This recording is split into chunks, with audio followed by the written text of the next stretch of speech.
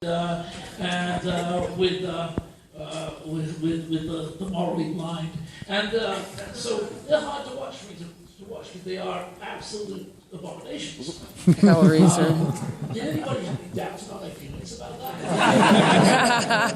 And I don't like that. The HELLRAISER mythology was something which is very close to me, and I'd watched the pictures lose sincerity more than anything else. Lose sincerity. Goddamn space. When we made the first HELLRAISER movie, I think was, let's not make any jokes. Let's make the best joke of the thing. No tears, please, it's wasted good suffering. That's a big joke. I think that was the laugh line, you know. So I really felt this was. As the HELLRAISER movies went on, I haven't seen the last three, so I don't know about that. I think there's one with somebody who isn't even done, right? Playing. Yeah, that was the last one. Okay, I missed that one. And I'm not saying the people who were making them were trying their best with probably incredibly small amounts of money, but the fact is, the thing that was so precious to me had gone out the window. And so, for 4 years or thereabouts, there's been talk of doing a sort of reboot, or whatever that means, of the first movie. Somebody talked to me about it, and I said, no, I don't think that works for me as something I can get involved in. And yet, as I saw all the alternative rebootings that were being proposed, I became more and more melancholic. I thought, Christ, this is the worst. Not only have they gone on with number 3, 4, 5, 6, no, actually I don't like 3, 4, 5, 6, 7, 8, whatever, and they're back and worse. Now they're going to take my movie, the first movie, the one that is precious to me, of all of them, the most precious, and they're going to reboot it. And you know, what will it be? It'll be like HELLRAISER on Ice? What? No, don't go there, don't go there. I know there's money in it, there's money in it. They all melt and just disappear into the eyes. It was frustrating, the idea that actually this movie might be made as a remake of my movie. And it probably has CGI all over it, you know, and probably wouldn't star Doug Bradley and so on. And it appalled me. And I have been, this is only the 8th time I've been out of my house in the last 2 years. I had a coma and all kinds of not pleasant stuff. And yet I thought, well, I'm going to invite Bob Weinstein, who runs Dimension, up to my house, which, you know, because I couldn't get to him easily. And he came, by God bless him. And I pitched making the movie the way I would make it by just intensifying and keeping what's great about the first movie. And he said, yeah, he wanted to do that. I won't make that distinction because I will write the script and what happens to it thereafter I have no power over. But I will not violate anything from the first movie that I think is valuable or canon. Or canon, exactly. In fact, that's part of my problem with the later movies, that they didn't treat stuff as canon. They violated laws, rules, as I saw it, you know, the way the box works and so on.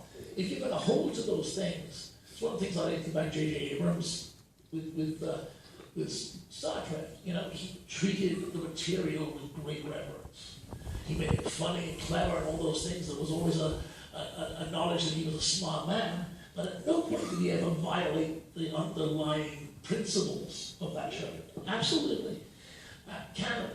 And so our determination, and this man and I and our colleague Ben Mears work, you know, very closely with one another. And I would never think of nothing that gets out from around the Seraphim world without the three of us agreeing on it. So they needed to know that if we were going to do it, we were going to do it. It was going to be a tough thing to sell to Bob because we weren't going to be. I wasn't going to be doing Scream. I wasn't going to be making those kinds of changes. Interestingly, Bob seemed very open to all of that. And I reiterate, I can only write the script. What happens thereafter, we'll find out. But he, you know, it looks like I'm at least going to get to write the thing, which is great. And I'm going to be producing, I hope, with this man. And we will do our damnedest to just give a new generation another Hellraiser that has even more balls than the first one. Hells to the yeah. Yeah.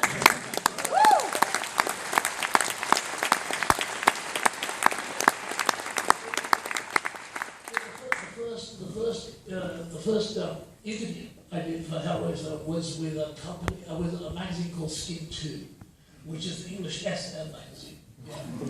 And they said, you may not like the movie, but it'll give you great ideas for your dungeon.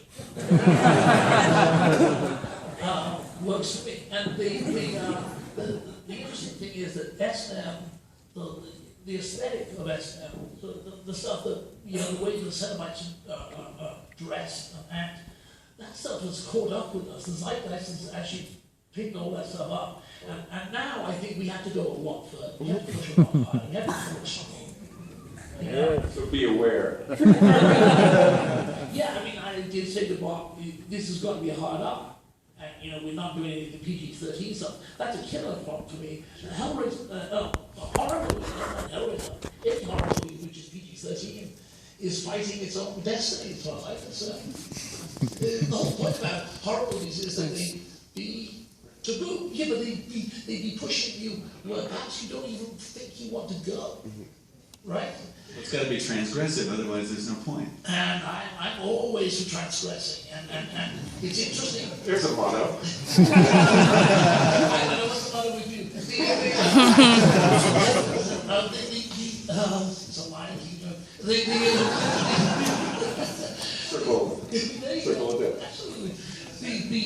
The thing for me is, as you say, transgress, but transgress in an intelligent way. And in a way that everybody in this room could draw a pinhead, probably with their eyes closed now. That doesn't mean that we can't bring pinhead back, but we've got to do something new with it. And I've got a couple of new things that I want to be able to do. And that's where I say I'll put them on the page. I can't guarantee that they'll find their way onto the screen, but I'm going to push as hard as I can to make that happen. One line, one thing, without giving away, it's one thing that you're excited about. No.